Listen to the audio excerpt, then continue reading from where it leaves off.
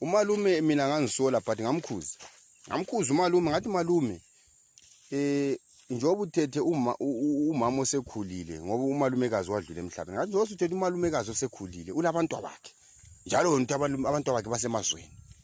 So don't relax ukuthi wena uzenzele impilo yakho.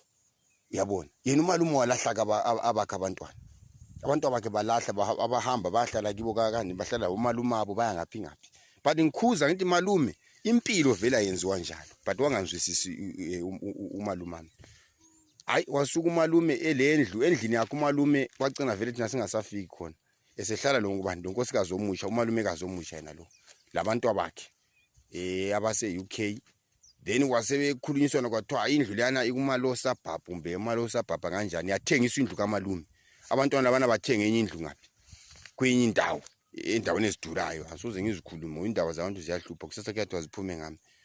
So sokuthenga indlu liyana umalume wafana abana batala bathathu nini umalume wasala ngapha belindi ukuthi ione entsha ingene yabi kuyiona wabephuma umalume esephumile sesiyendlini entsha afana abana sebesithi abamazi. Hayi abamazi sengafana abana ufuna ukuyalandwa thiwa uyise thiwa yazwakala wayechaywa istroke kumbe thiwa kwaganga kumbe lo mfazi womuntu ngaphi so wayechaywa istroke so sebesiyathatha uyise so mele abuye endlini le abayithengela unina lo yiselwana yena umalume ngapha sethengisiswa indlu yakhe. Yabo sesizama ukuthi simbonise sokunzima khathesi ukuvuka umsindo nxa sifika emzini wami mina senisithi malume lala ne kitchen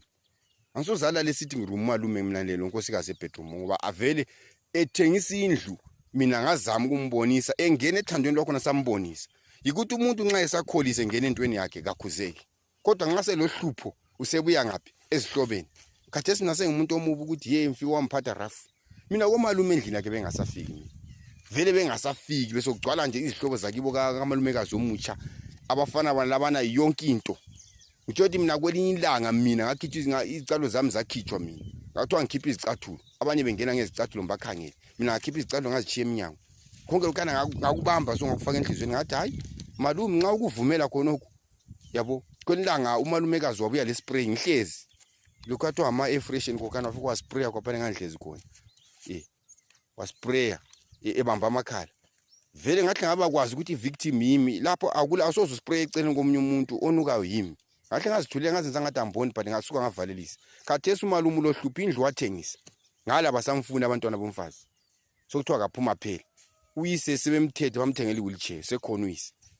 so uzubona ukuthi